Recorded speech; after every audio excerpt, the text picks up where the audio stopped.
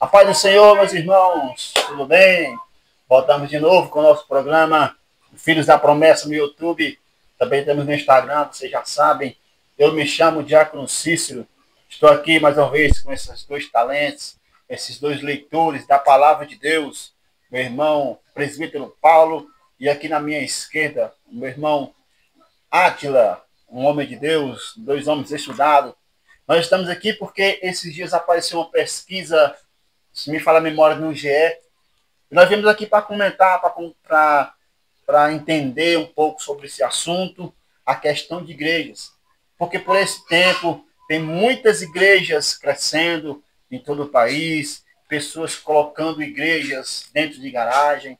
E o número de evangélicos, de cristãos, claro, vem crescendo também.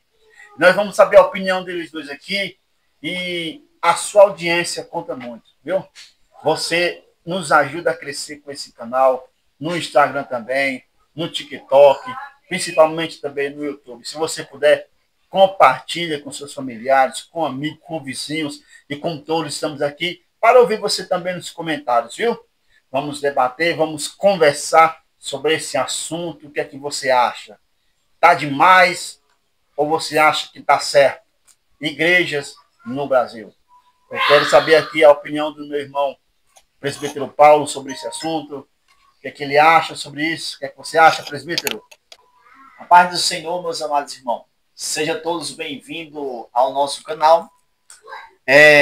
Deveria ser algo bem maravilhoso, algo que deveria alegrar nosso coração por saber que há uma explosão imensa de tantos ministérios se abrindo, de tantas igrejas.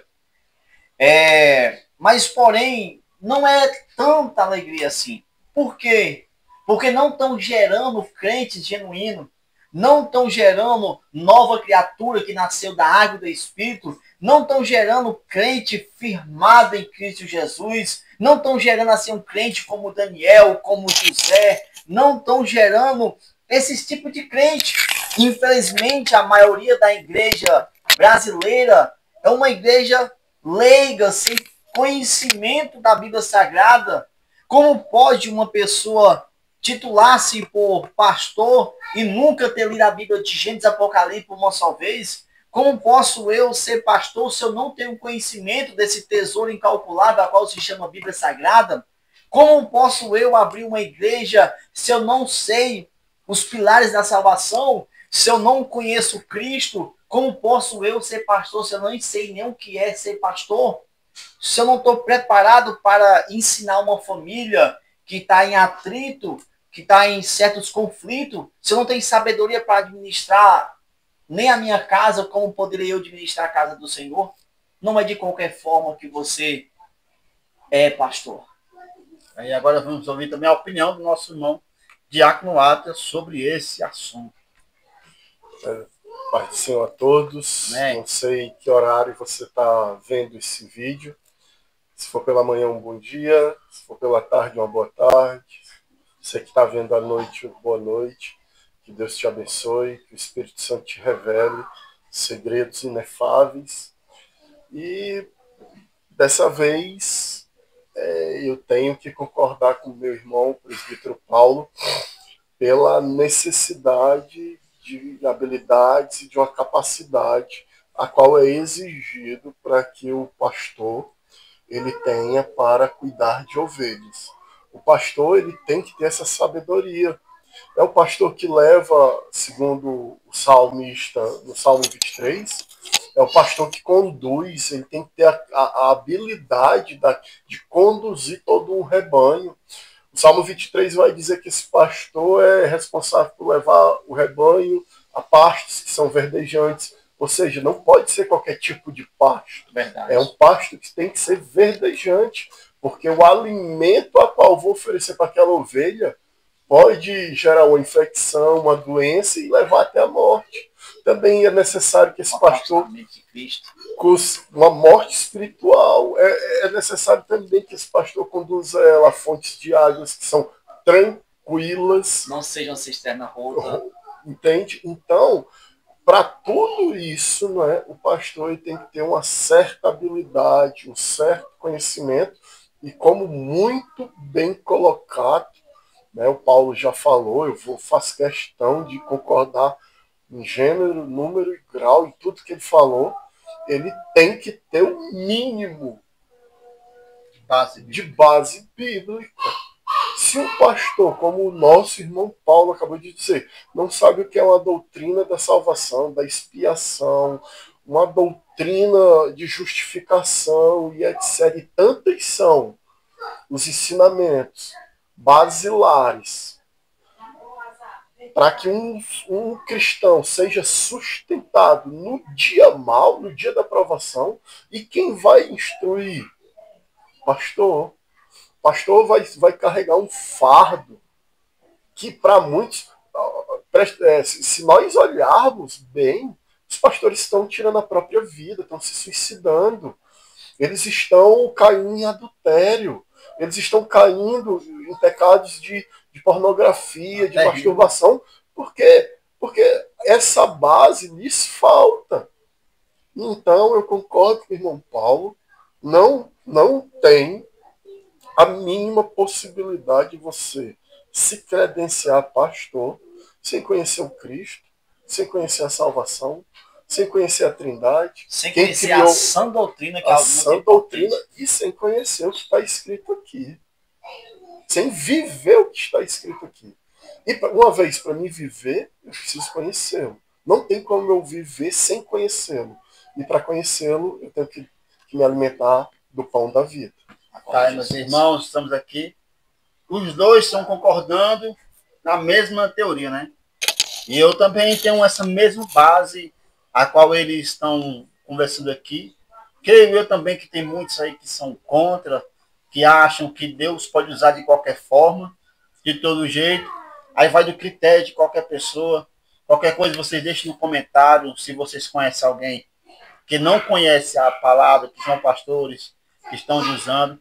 Mas já que a gente entrou nesse assunto, como foi dada a base do Salmo 23, creio que eles já têm também aqui palavras para discernir.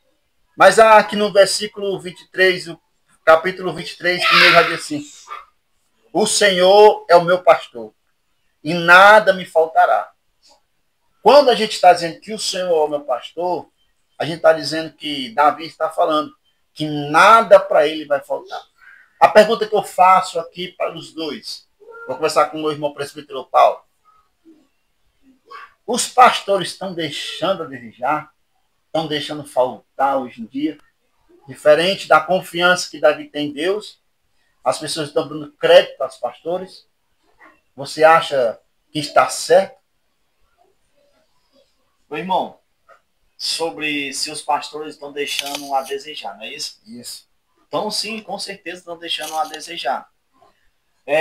Primeira coisa que está deixando a desejar se chama palavra dentro das igrejas.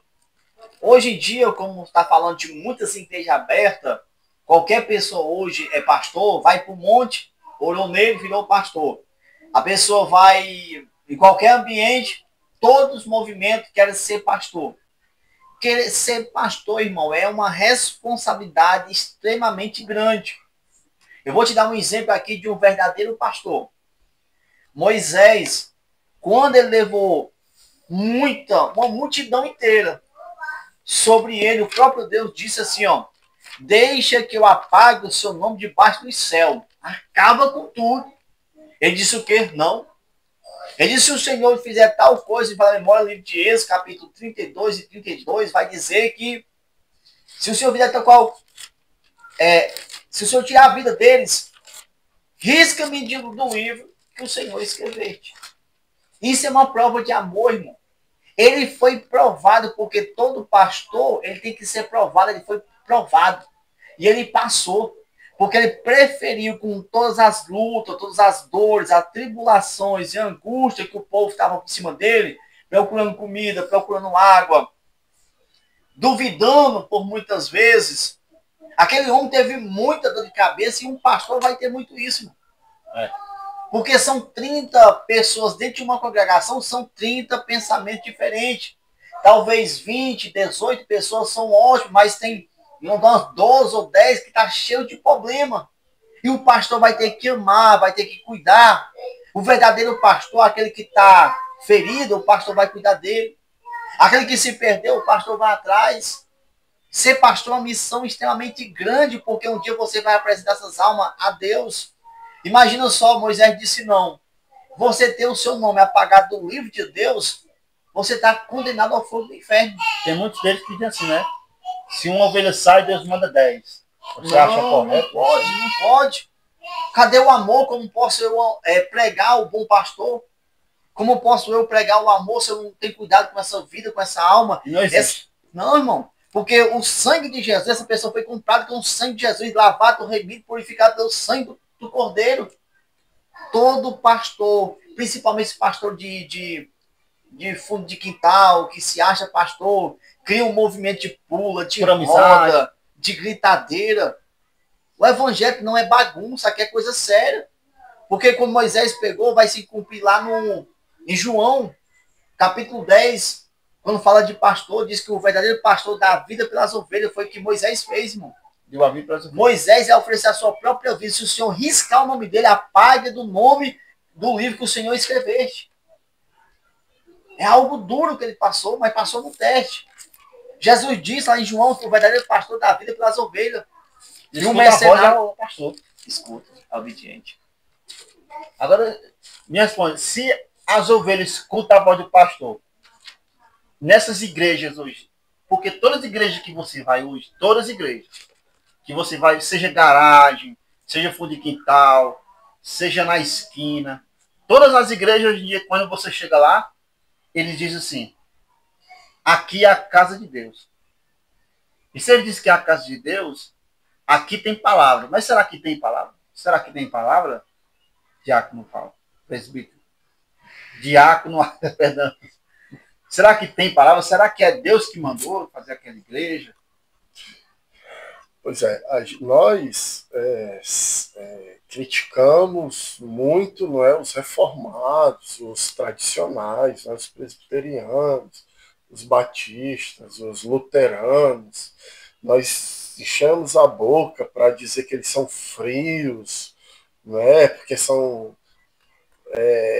não são continuistas como nós, né? Não continuam, eles não creem que o Espírito continua derramando e operando através dos dons e talentos, porém eles levam a questão do pastoreio tão a sério que para ser pastor presbiteriano você tem que ter uma formação teológica. Então, isso é levar a sério a responsabilidade. Enquanto muitos pentecostais e neopentecostais, principalmente, acham que não abre a Bíblia em qualquer lugar, não precisa estudar, a letra mata, e tantos outros bordões aí que eles falam, que o Espírito Santo vai te revelar, vai te dar ali na hora, e tudo isso é desculpa para um ministério irresponsável, porque é um pastor que não consegue sentar com um casal e não consegue discipular esse casal, não consegue aconselhá-lo. Por quê? Porque não conhece essa doutrina, não conhece a Bíblia, não tem um mínimo de sensibilidade espiritual, não tem um mínimo de conhecimento bíblico, teológico, não tem o mínimo de nada. O mínimo exigido por um pastor. Só isso vai dar certo. Não é? Isso é uma obrigação do líder, daquele que foi levantado. Olha o quão sério é o chamado. Pedro está sentado junto a Jesus, o Deus encarnado. E depois da terceira pergunta que indagava se ele o amava, ele diz, Senhor, tu sabes. A réplica de Jesus é, apacenta as minhas ovelhas. E não tem como eu cuidar, Paulo, de alguém sem o mínimo de conhecimento. Porque é que quando o filho está doente, quem cuida é a mãe. Porque a mãe conhece o cuidar, o proceder. Ela pode não ter uma formação acadêmica, ela pode não ter uma graduação, ela nunca entrou na faculdade. E Pedro não tinha estudo, né? Pois é, mas ela tem uma sensibilidade para o tratar daquela criança. Ela já ouviu a mãe e a avó, e aquele conhecimento vai passando até de uma forma de instinto, né? De mãe para filho. Por que é que num hospital é exigido alguém que tenha o mínimo de conhecimento? Não é qualquer um que vai administrar uma medicação, vai tacar uma injeção no teu braço e aplicar o medicamento. Você precisa de um mínimo de conhecimento. Por que é que para as coisas eternas eu posso fazer de qualquer jeito? É algo irracional, ilógico. Eu preciso ter um mínimo de conhecimento. Eu tenho que. Eu fico olhando, não é? Eu assisto um pouco de tudo e eu fico vendo o que muitos de nós vão tratar como a vida secular, né? Que eu acho um tremendo disparate isso. Toda a vida é secular. Enquanto estivermos aqui, vivemos no século presente. Mas isso não é o objeto da nossa conversa. Mas eu fico olhando um estudante, ele senta, isso é raro, mas ele senta, os que querem estudar, e passam 2, 3 horas ali, lendo um livro, buscando conhecer se o cara vai ser um médico, vai ser um advogado, um engenheiro, esportista, um preparador físico, um educador físico, um enfermeiro, seja um professor, seja lá a profissão, tu vai sentar e vai se dedicar. Por que é que os nossos pastores não podem ter isso como exemplo? Isso é um bom exemplo. Um exemplo. Por que é que eu não me aplico à leitura da Bíblia? O que é que está faltando nesses dias? Irmão Aslan, é algo bem importante, como o próprio Deus diz assim na sua palavra. Examina. Não é um homem que está pedindo, o próprio Deus. Examina as escrituras, porque testifica, fala dele. Examina, medita de dia e de noite.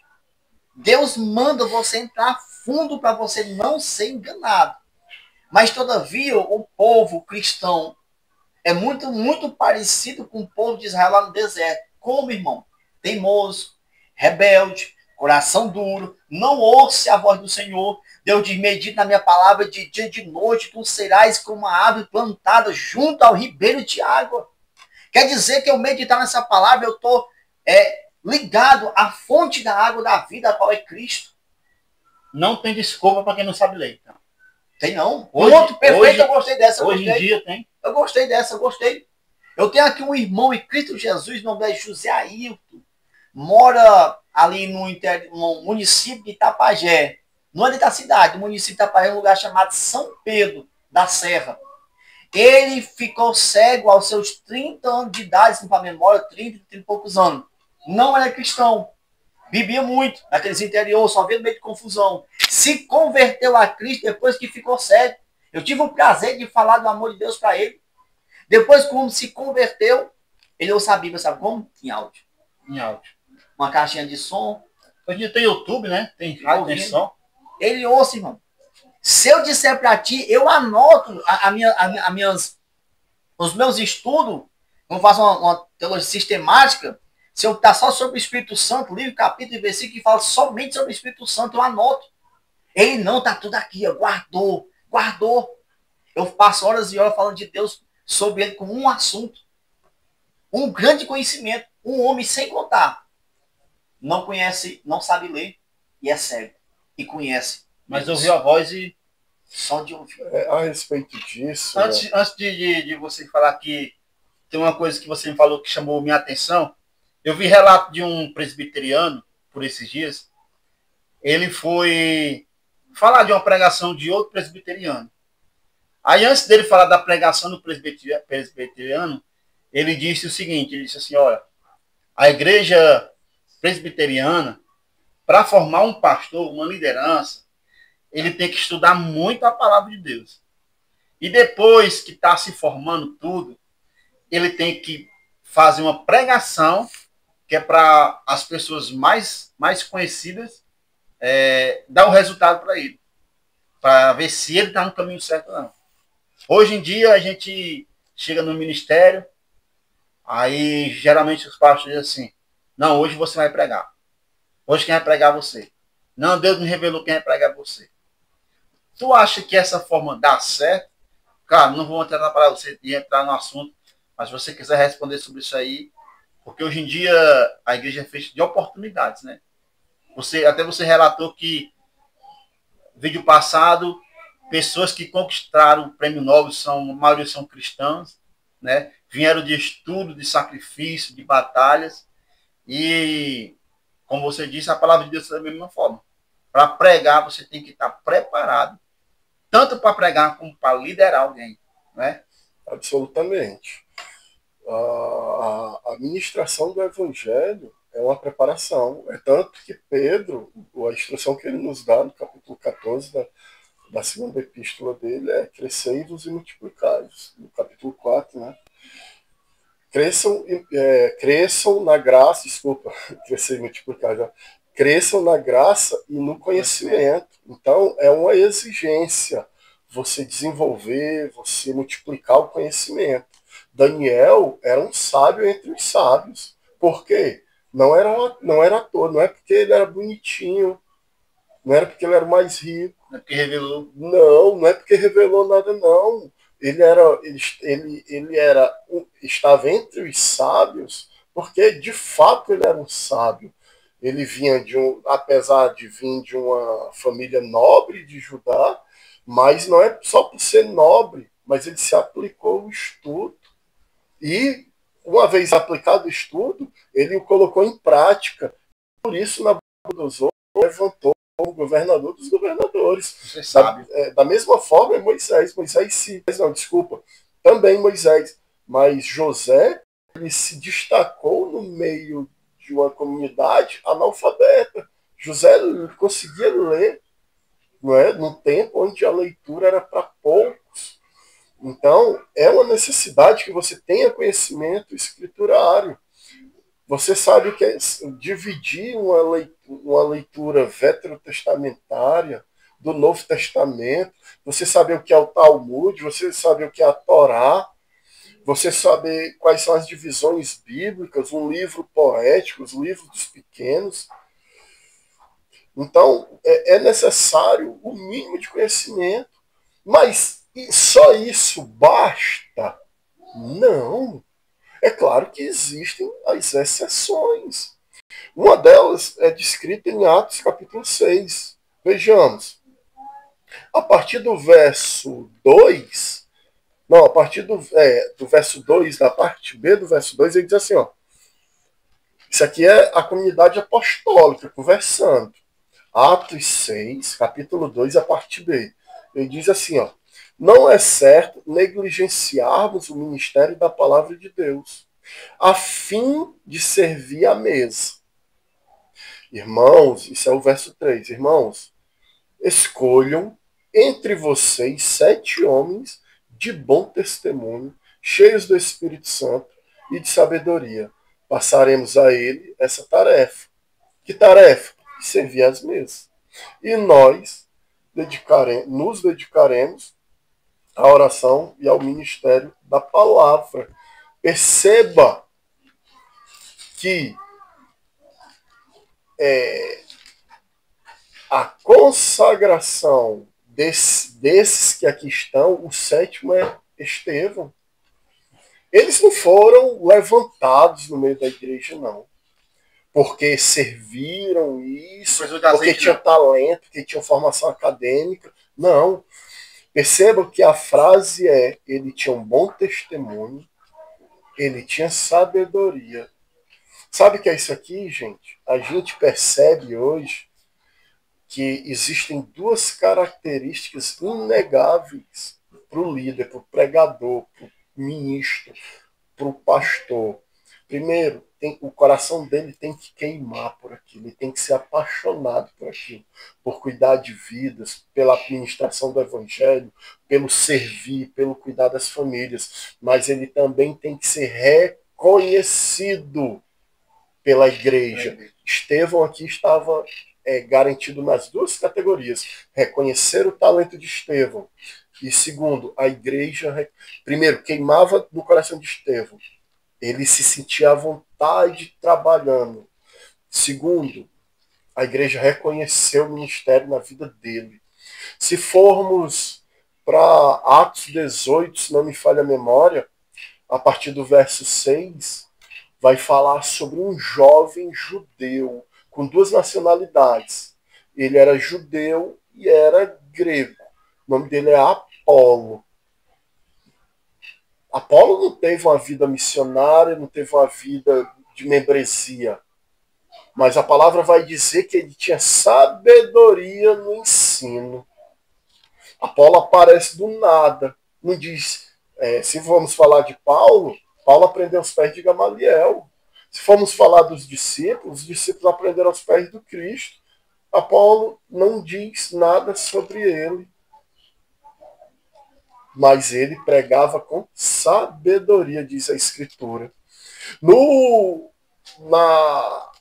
Se não me falha a memória, em 2 Coríntios, capítulo 3, a partir do 6, Paulo está dizendo que criaram uma disputa entre Apolo e Paulo, e ali vão dizer, deixe de besteira, porque Apolo plantou, eu reguei, porém é o Espírito Santo que faz crescer. Então, muitas das vezes vão ter pessoas, sim, capacitadas com um chamado tão poderoso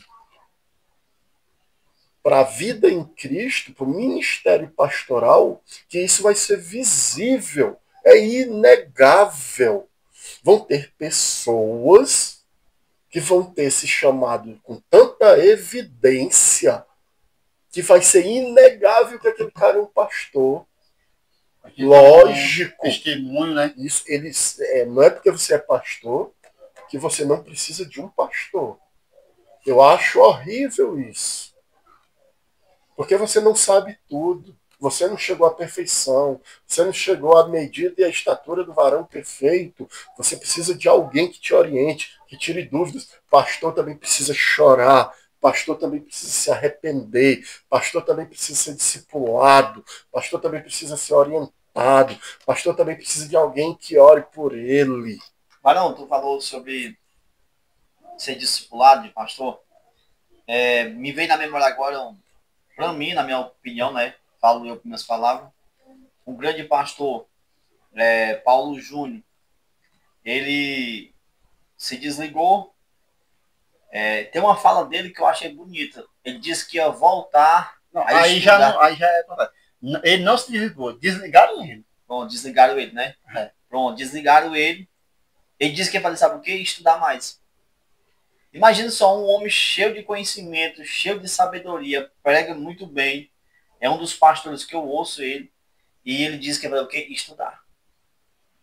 Estudar. Imagina só uma pessoa que só de movimento e pulo, o quanto que essa pessoa precisa estudar. Houve até uma polêmica esse tempo agora, do Eliseu Rodrigues com o Leonardo Salles, né? Eu acho que é Leonardo Salles o nome dele.